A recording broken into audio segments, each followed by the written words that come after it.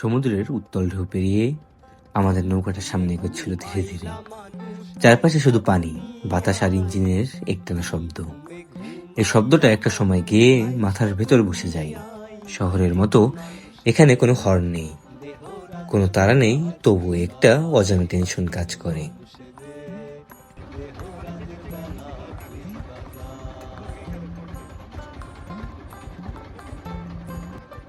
দুবলার চর দেখতে শান্ত, কিন্তু এই শান্ততার ভিড়েই লুকিয়ে আছে অনেক কঠিন বাস্তবতা।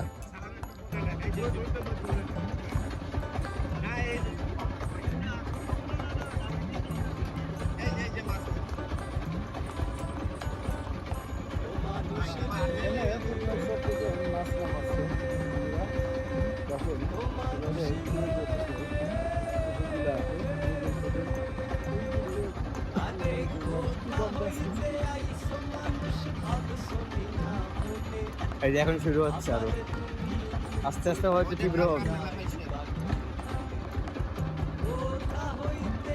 আস্তের থেকে ঘেরান তীব্র হবে, আরো ঘেরান কি তীব্র হবে আরো।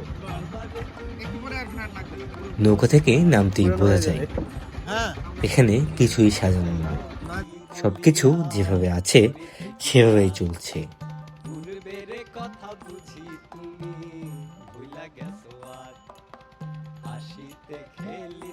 তোমার গেল শিশুকাল, শৈশব গেল, কৈশোর গেল, আইলো যৌবনকাল।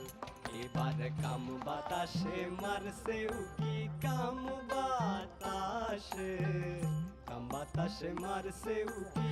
চারপাশে নাম না জানা হাজারো মাছ। এই মাছগুলো শুধু খাবার নয়, এই মাছই মানুষের গল্প।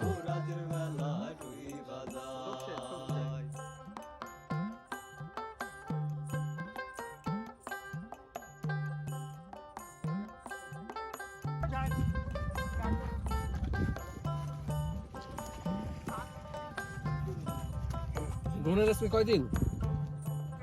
7 দিন। আসতে পারে ও মানুষ, ও মানুষ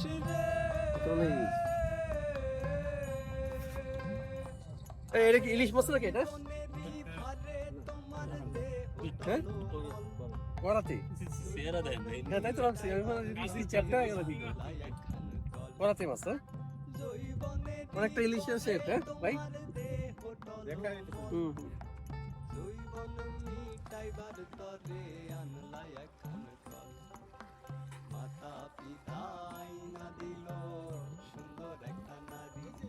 ভিতরের দিকে যেতে যেতে চোখে পড়ে জেলেদের জীবন। কেউ ভোরের আগেই সমুদ্রে গেছে, কেউ সারা রাত জাল ফেলে এখন ফিরেছে।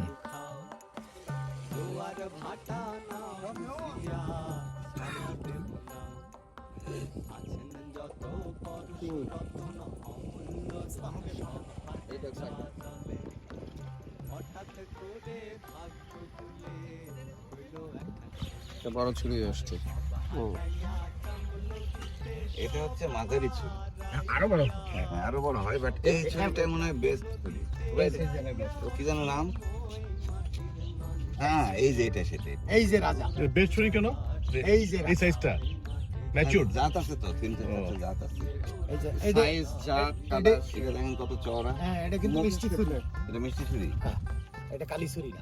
আচ্ছা, ওর কালি ছুরির স্বাদ বেশি। না, মিষ্টি ছুরি। মিষ্টি ছুরির স্বাদ বেশি। এই যে শুকায় না, ওটা একটু ওই যে একদম নরম থাকে। নরম। চামচ দিয়ে কেটে কেটে খার। কাটা চামচ দিয়ে সুন্দর। এই যে এই ছুরিটা হচ্ছে খুব এক্সপেন্সিভ। এটা যখন পরে শাক যখন বাঁধে, যখন বাঁধে, রূপালী কালার হয়ে একদম যায়। রূপালী, তো চকচকে রূপালী। চকচক করে এটা। মানে এই ছুরিটা দেখি উপর দিকে তাকালে আমি সুন্দর তো। জি, এই জন্য একটু অসাধারণ কথা। আপনি যে কোনে ছেলে হইল, মেয়ে হইল, ফুরাইল জৈবন, গায়েতে আর শক্তি পাও না আগেরই মতো। ছেলে হইল, মেয়ে হইল, ফুরাইল জৈবন, গায়েতে আর শক্তি পাও না আগেরই মতো। এদের কাছে সমুদ্র মানে সৌন্দর্য নয়, সমুদ্র মানে ভয়, সমুদ্র মানে অনিশ্চয়তা। এখানে এমন অনেক দিন যায় যেদিন সকাল থেকে সন্ধ্যা জাল ফেলেও কিছু ওঠে না। তবুও কেউ অভিযোগ করে না, কারণ অভিযোগ করলে সমুদ্র শোনে না।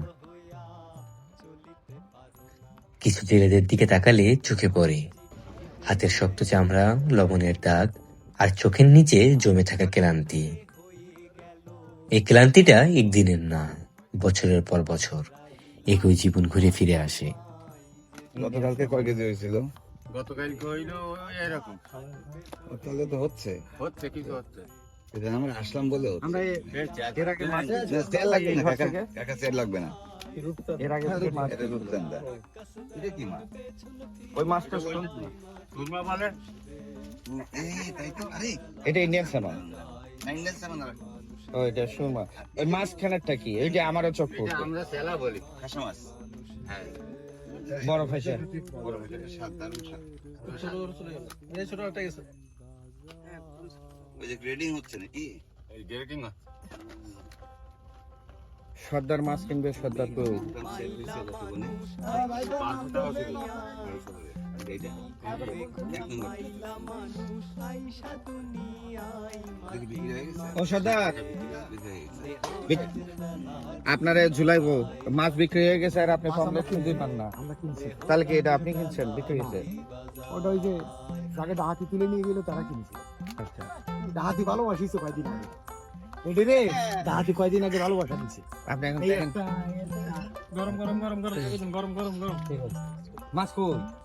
এখানে কোনো মাসিক বেতন নেই, কোনো ছুটি নেই, কোনো গ্যারান্টি নেই।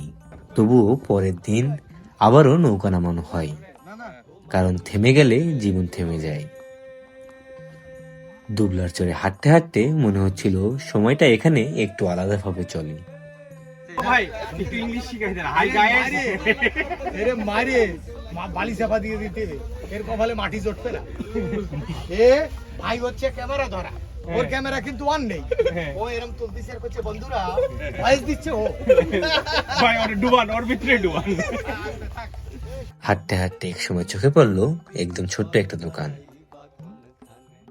আমরা থামলাম এখানে এক কাপ চায়ের বিরতিতে।